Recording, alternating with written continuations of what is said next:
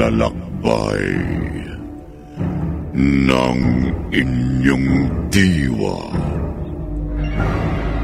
Pagsaksi sa mga pangyayaring hindi mo sukat akalain.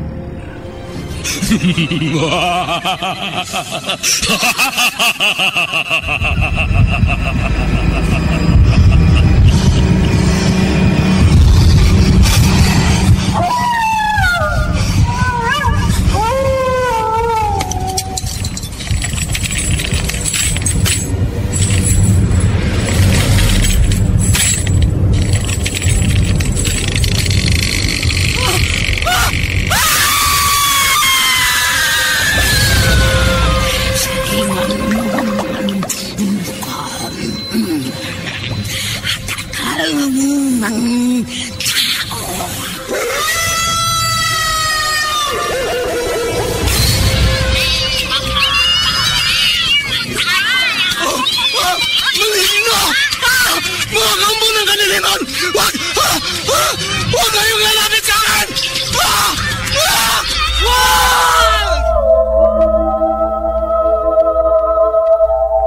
Mga kababalaghang hindi kayang tanggapin ng inyong isipan,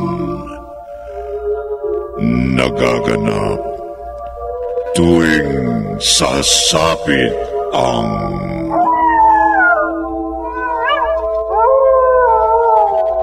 gabi ng lagi.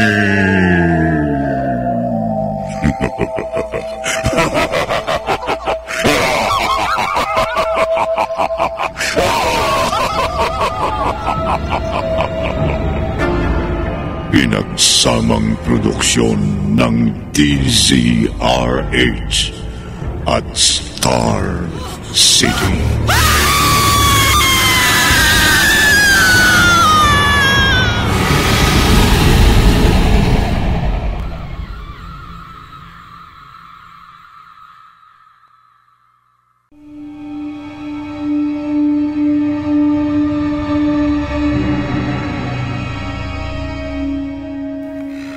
Magandang gabi, kaibigan.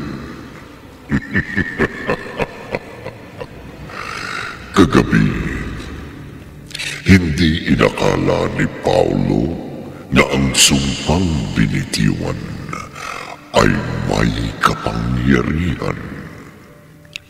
Nakikipag-unahan sila sa takbo ng oras upang bawat hininga ng kanyang mga kasama ay mailigtas pa niya.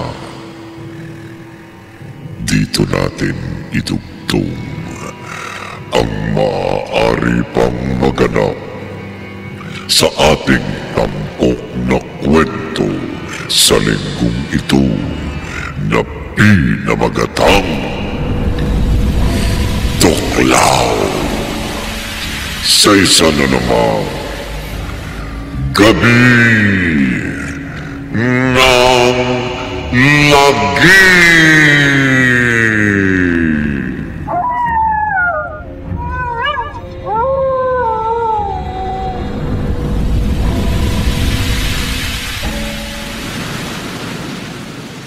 Ako na magpapaliwanag sa misis ni Nico. Hindi ito dapat nangyari, Tom. Kasalanan ko ang lahat. Huwag mong sisiyan ang sarili mo, Paulo. Lahat tayo, kusang pumasok sa kuwebang yon. Lahat tayo, nagbayad kay Daro para makita ang kababalaghan sa sagradong kuweba. At nakita naman natin.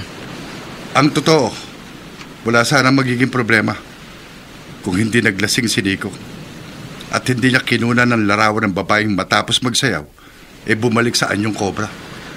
Totoo ang sinabi mo, Tom. Pero, nasa ospital na si Nico. Nilapatan na siya ng gamot. Dapat nabuhay siya. Dapat binantayan natin siya sa kwarto. Patay na siya, Paulo. Wala na tayong magagawa. Tama na. Paano kung masundan tayo ng ahas doon sa isla natin? tumakas na yung ahas na tumuklaw kay Nico. Si Daro mismong nakakita. Si Daro. Si Daro. Kasama niya ang ahas. Nilansi niya kami. Paano nilanse? Habang kausap ko siya, umatake ang ahas. Doon nila tinuklaw si Nico. Doon niya pinatay ang kaibigan natin. Di natin sigurado yan. Ang demonyong si Daro. Una, tinukso niya tayong pumunta sa sagradong kuweba. At nang mapahamak tayo, siya pa rin ang naging daan sa kamatayan ni Nico. Maaari nagkataon lang ang lahat, Paolo. Huwag mong pahirapan ang sarili mo. Malayo na tayo sa islang yun. Malapit na tayo sa sarili nating isla. Makababalik na tayo sa normal nating buhay. Kalimutan natin ang nangyari. At hindi na tayo tutuntong muli sa isla ng mga taong kobra.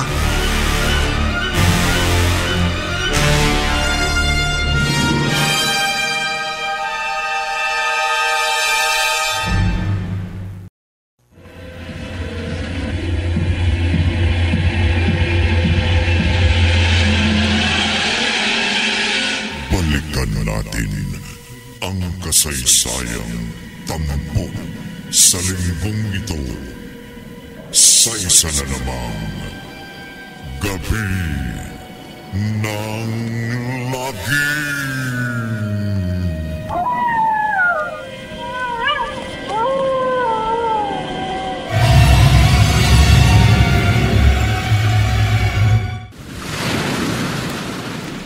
O, paano? Dito na tayo maghihiwa-hiwalay. Total, nakuha ko na yung share ko sa huli nating isda. Ibebenta ko sa Sasuki kong tindero. Ako naman, para sa restaurant ko itong share natin. At ako, sa negosyo kong paggawa ng sardinas. Doon ko gagamitin ang share ko sa huli natin. Paano si Nico? Si Peter ang maghahatid sa kanya sa punerarya. Naghihintay na ang pamilya niya doon. At mamayang gabi, magkita-kita tayo doon para makiramay sa kanila. Kailangan magpatuloy ang buhay natin. Oo. At ikaw, Paulo, tigilan mo nang kaiisip sa binitawang sumpa ni Apo Edong. Hindi na tayo masusundan ng kanyang mga ahas na kobra.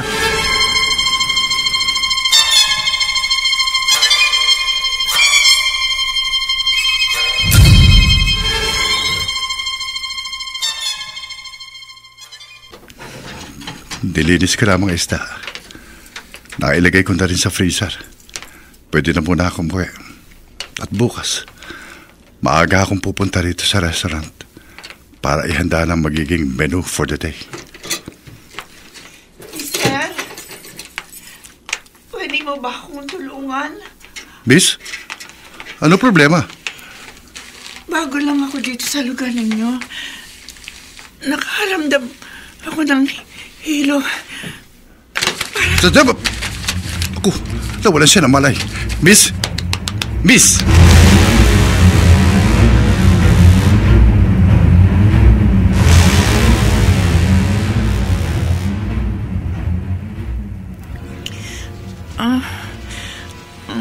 Nasaan ako? Narito ka sa bahay ko. Huwag kang mag-alala. Ligtas ka dito. Ikaw na muna magpahinga dito sa kwarto ko. Pag okay ka na, saka tayo mag-usap. Doon ako matutulog sa sala. Magpahinga ka na.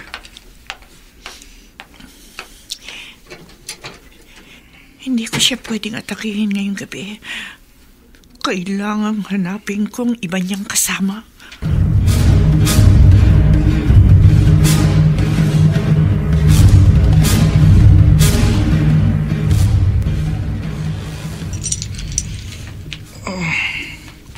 Ginabi na ako sa pag-aasikaso ng deliveries, ah.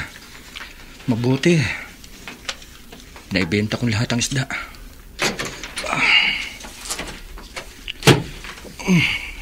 Magpapahinga na rin ako.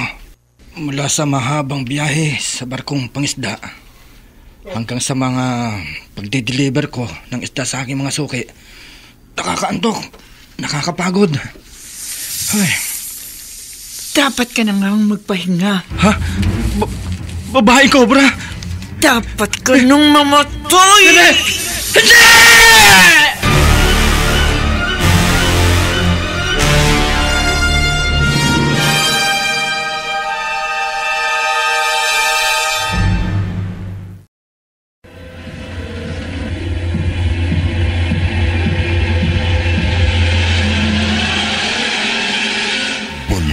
natin ang kasaysayang tampok sa linggong ito sa isa na namang Gabi ng Lagim.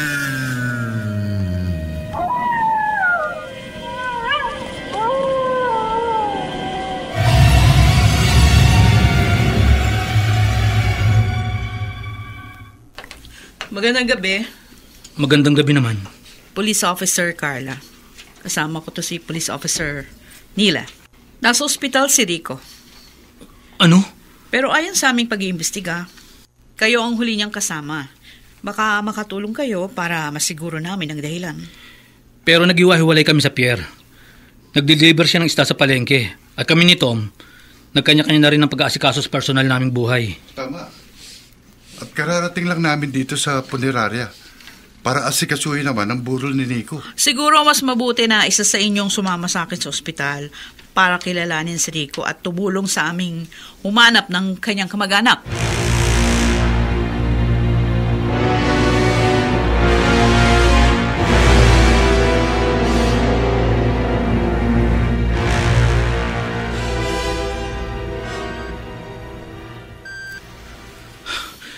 Si Rico nga. Si Rico nga ang pasyenteng ito. Pero, hindi ba napansin ng doktor ang sugat niya sa leeg? Sugat sa leeg?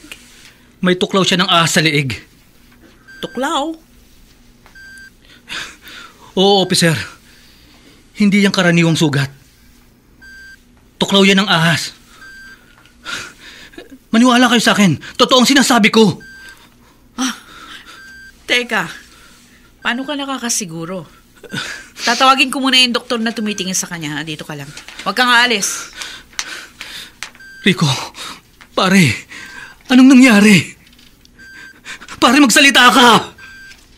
Anong totoong nangyari sa'yo?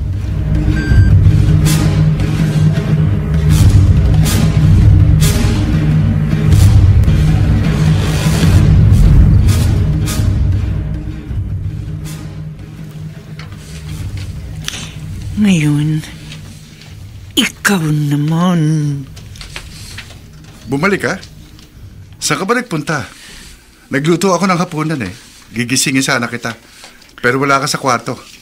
Akala ko, umuwi ka na sa inyo nang walang paalam eh. Hindi ko na inaasahang babalik ka pa rito. Hindi siya natatakot sa akin. Mabait siya sa akin. Sino ka ba talaga? Anong ginagawa mo dito sa isla? Sige, magkwento ka. Gusto kitang makilala ng lubos.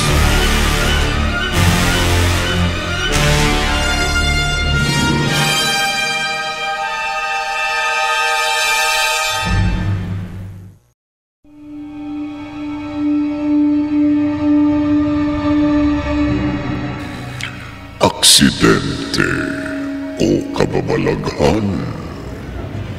Ano nga ba ang totoong dahilan ng isa na namang kamatayan? Samahan niyo kaming muli bukas ng gabi.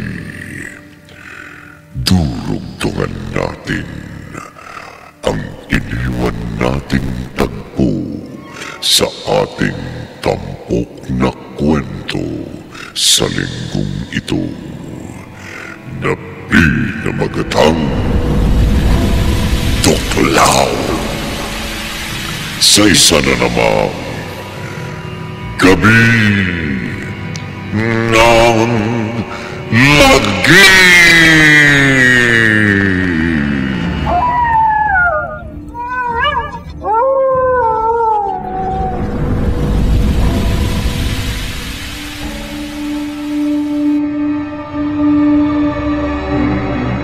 Mga nagsiganap: Rosana Villegas, Bobby Cruz,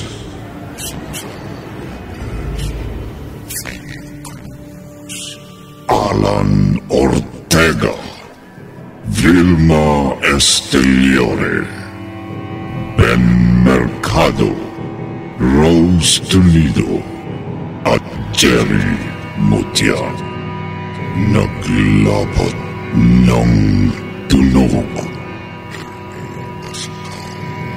Musika, Boboy Salonga.